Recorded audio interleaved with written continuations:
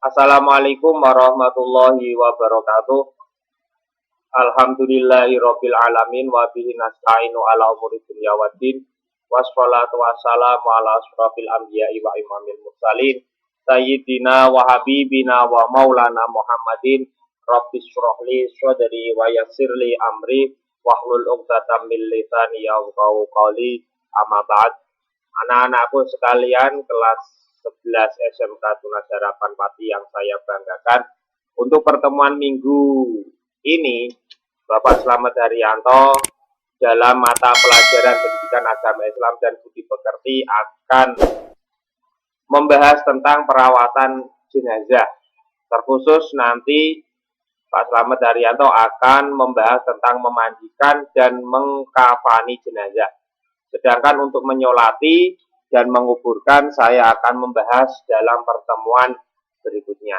Sebelum saya mulai, tak lupa saya ingatkan untuk selalu niatkan hati untuk selalu menuntut ilmu.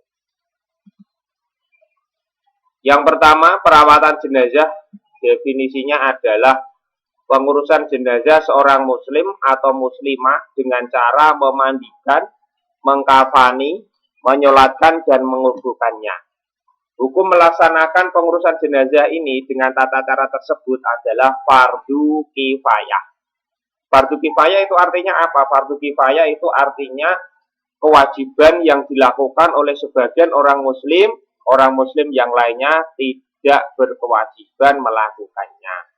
Bagi orang-orang Islam yang masih hidup. Jadi fardu kifayah ini hukumnya bagi orang yang masih hidup di sekeliling jenazah.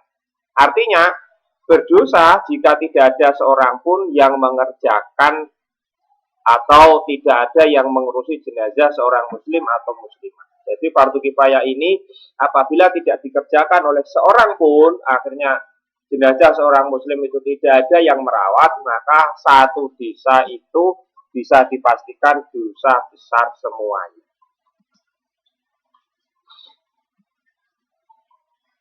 Yang pertama, memandikan jenazah. Jadi syarat-syarat jenazah yang wajib dimandikan. Satu, jenazah itu orang Islam. Jadi kewajiban seorang muslim terhadap jenazah muslim dan muslimah yang pertama itu memandikan. Syarat memandikan yang pertama itu adalah jenazahnya harus orang muslim atau orang Islam. Kenapa kok orang Islam?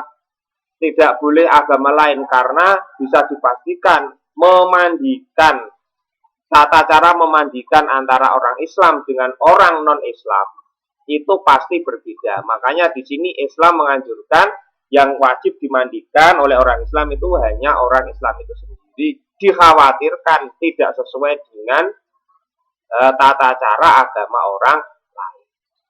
Yang kedua, didapati tubuhnya walaupun sedikit. Jadi jenazah yang wajib dimandikan itu tubuhnya ada. Misalkan kalau, mohon maaf, korban pesawat terbang yang jatuh ke laut itu tidak usah dimandikan. Jadi karena apa? Karena tubuhnya tidak ketemu. Jadi yang wajib dimandikan itu tubuhnya ada, meskipun tinggal sepotong. Contohnya korban mutilasi itu dimandikan meskipun hanya sepotong, nggak apa-apa. Terus bukan mati syahid. Mati syahid itu mati yang bagaimana? Mati yang atau orang yang gugur dalam medan peperangan atau orang Islam yang membela agama Islam sampai mati. Itu adalah orang yang mati syahid. Sekarang tidak ada mati syahid. Jarang. Meskipun ada kriteria-kriteria syahid akhir. Ada syahid dunia, ada syahid akhirat, ada yang namanya syahid dunia akhirat. Tapi kriteria untuk mati syahid dunia akhirat itu sekarang tidak ada. Karena apa? Peperangan atau memperjuangkan agama Islam sampai dengan meninggal dunia wafat itu jarang.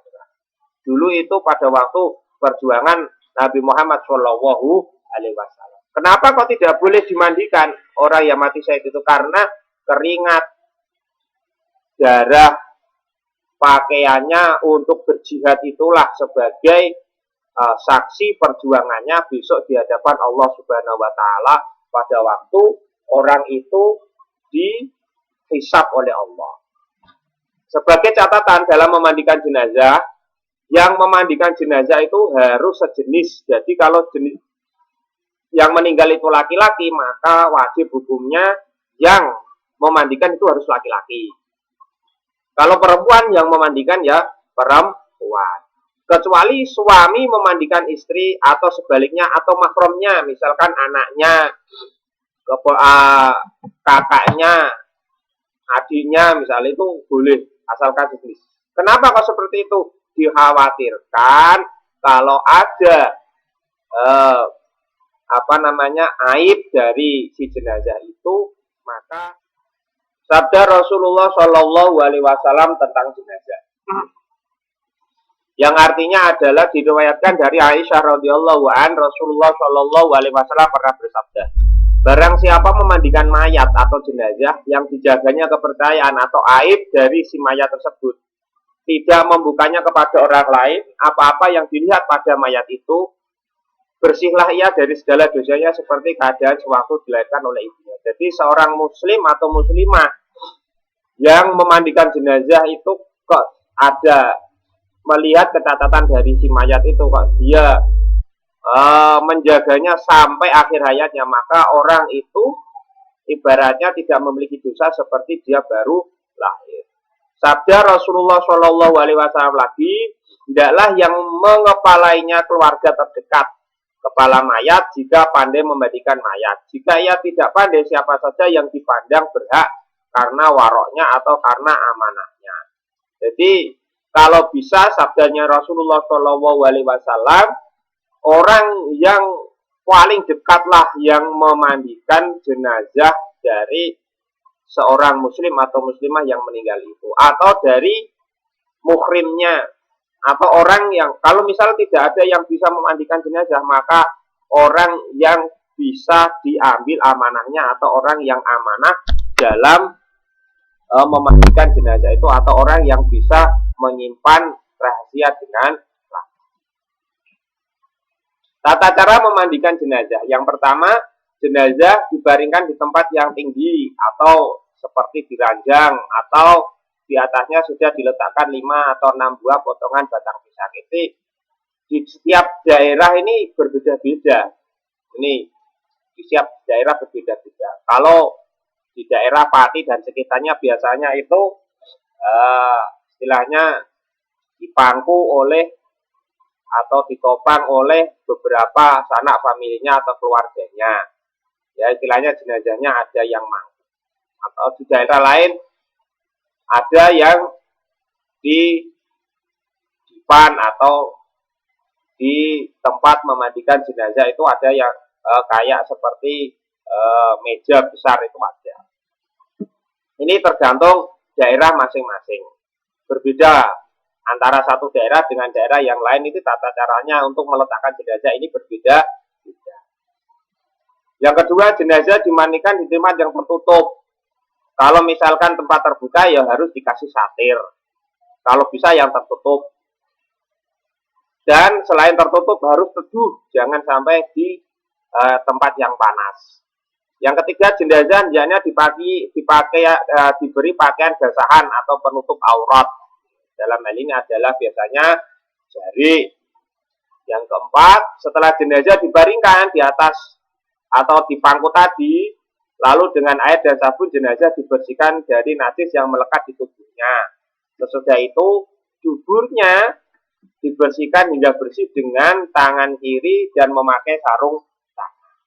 Ini terutama kotoran yang ada di dubur harus dibersihkan.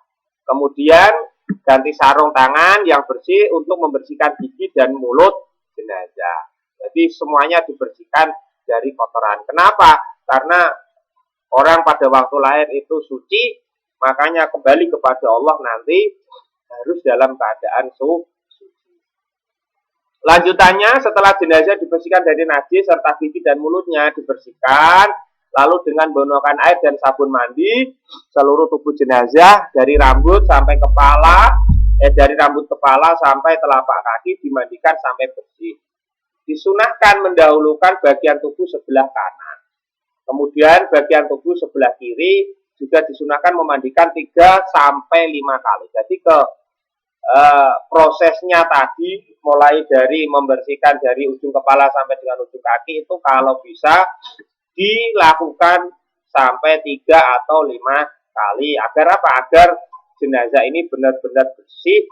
Yang berikutnya, setelah selesai dimandikan, kemudian dirapikan rambutnya, serta diwudukan, sebagaimana wudhu biasa atau sebelum dia sholat. Jadi diwudukan seperti biasa. Kemudian badannya dikeringkan dengan handuk setelah memandikan jenazah. Jadi tetap diwudukan, setelah itu dikeringkan badannya dengan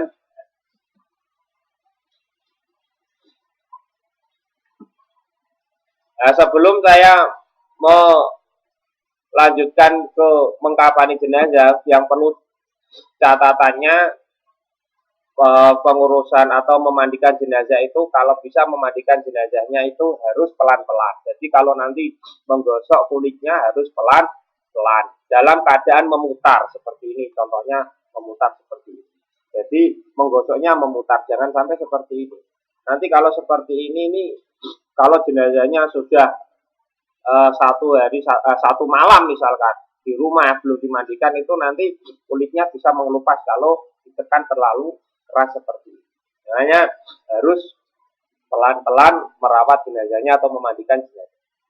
Setelah itu, setelah dimandikan, maka kewajiban seorang muslim dan muslimah yang lainnya adalah mengkafani jenazah. Maksud dari mengkafani jenazah ini adalah mengkafani atau membungkus jenazah dengan kain atau dengan kain kafan. Hukum mengkafani jenazah adalah fardu kifayah juga bagi orang Islam yang masih hidup. Apabila tidak ada yang mengkafani, maka semuanya berdosa. Nah, kain kafan diperoleh dengan cara yang halal, yakni diambilkan dari harta peninggalan jenazah jika ia meninggalkan harta.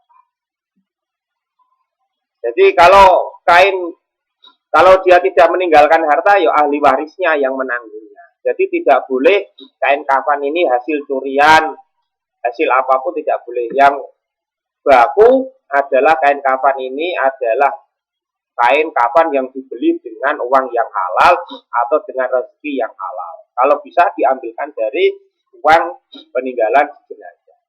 Kain kafan yang digunakan hendaknya kain kafan yang bersih, berwarna putih dan sederhana. Kenapa kok warna putih? Karena sesuai dengan sabda Rasulullah Shallallahu Alaihi Wasallam, albisu min siyabikumul bayadi fa innaha khairu siyabikum wa kafinu fiha mautakum, yang artinya berpakaianlah kamu dengan pakaian yang berwarna putih karena pakaian putih itu merupakan pakaian terbaik, dan kafanilah mayat kamu dengan kain putih itu.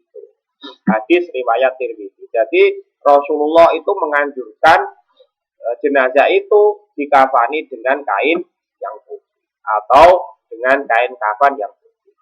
Rasulullah Shallallahu Alaihi Wasallam juga bersabda, janganlah kamu berlebih-lebihan memilih kain yang mahal-mahal untuk kain kafan, karena sesungguhnya kain kafan itu akan segera hancur.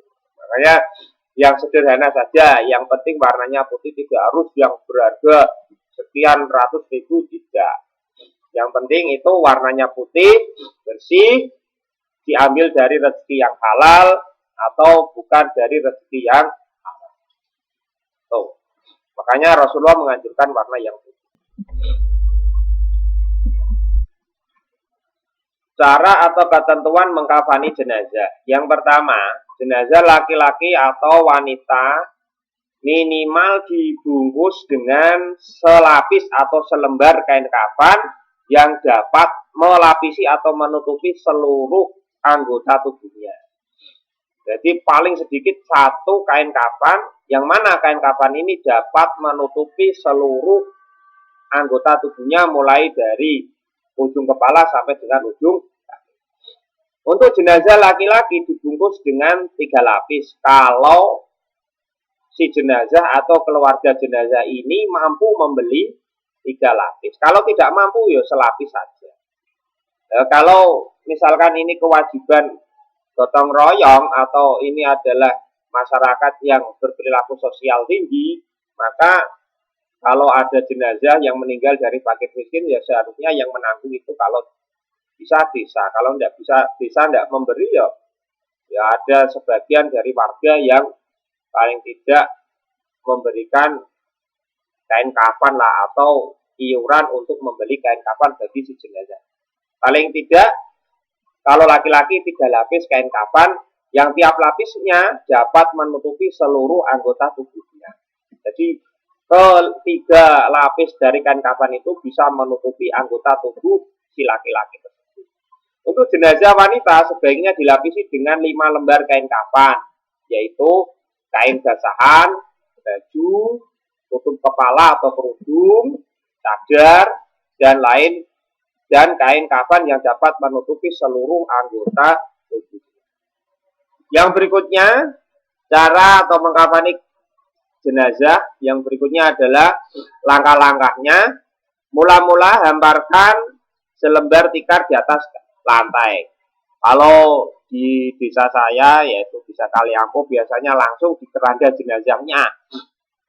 Jadi tikar pandan ya, itu langsung hamparkan di keranda jenazahnya. Lalu bentangkan 5 utas tali di atas tikar tersebut. Kira-kira letaknya di tempat tali 5 tali tersebut, yaitu kepala, tangan, pinggul, lutut, dan mata kaki jenazah yang hendak dikafan.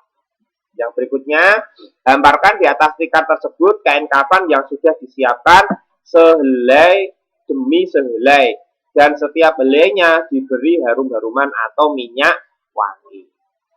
Nah, saya sarankan minyak wanginya itu jangan minyak wangi yang beralkohol. Kalau minyak wangi beralkohol, percuma kita itu memandikan jenazah yang tadinya penuh dengan kotoran, sudah disucikan, malah kain kafannya menggunakan kain kafan yang beralkohol. Jangan. Sekarang banyak minyak wangi yang non alkohol banyak, harganya pun terjangkau. Makanya saya sarankan harum-harumannya itu kalau menggunakan minyak wangi, jangan minyak wangi yang beralkohol. Kasihan jenazahnya nanti tercampur oleh alkohol. Jenazah hendaknya diolesi kapur halus, atau kalau sekarang sulit menemukan untuk itu, ya dikasih minyak wangi nggak apa-apa. Kemudian diletakkan di atas hamparan kain kafan yang telah disediakan tadi. Kedua tangannya diletakkan di atas dadanya.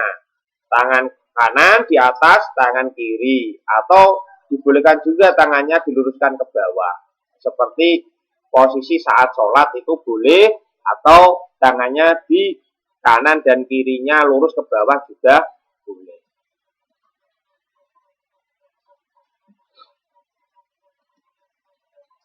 Terus tempelkan kapas secukupnya pada bagian muka jenazah, pusarnya, kelaminnya, dan duduknya.